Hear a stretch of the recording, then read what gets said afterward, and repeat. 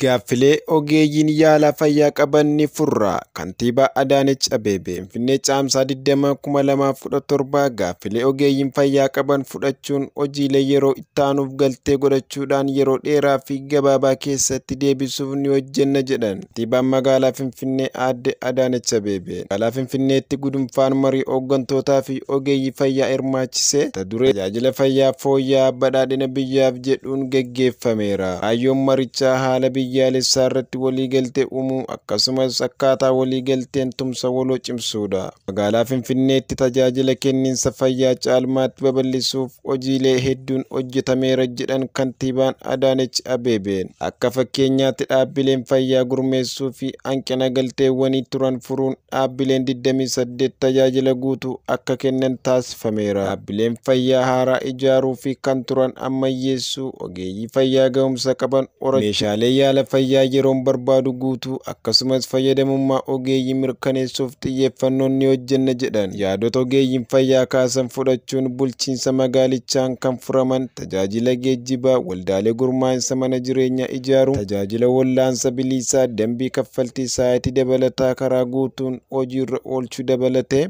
gaaffilee isaanii yeroo gabaabaa, giddugaleessaa fi dheeraan furuuf akka hojjetamu mirkaneessaniiru. Ogeeyyiin kunneen tajaajila kennaa gaaffii isaanii dhiyeessuu osoo danda'an naamusaan al hojii dhaabuun gaaffii dhiyeessuun dogoggora jedhan. Dorgommii miidhagina addunyaa irratti lammaffaa kan baate Aseet Darajjeef simannaan taasifame. Finfinnee caamsaa 28/2017 dorgommii miidhaginaa idil addunyaa Hindii magaalaa Haayidirabaaditti gaggeeffame irratti sadarkaa lammaffaa kan baate Aseet Darajjeef buufata xiyyaaraa idil addunyaa Booleetti simannaan taasifameef. Dorgommii miidhaginaa yeroo 72ffaaf gaggeeffame kanarratti dorgomtoonni biyyoota 108 kan ta'an hirmaatan yoo ta'u, Aseet Darajjee sadarkaa idil addunyaa irratti lammaffaa, Afrikaa irratti immoo tokkoffaa ta'uun xumurte. Aseet wayita buufata xiyyaaraa idil addunyaa Boolee geessu ministeerri deetaan ministeera aadaa fi ispoortii Nabiyyuu Baayyee fi Fiisaa Almaadiiniin simatamteetti.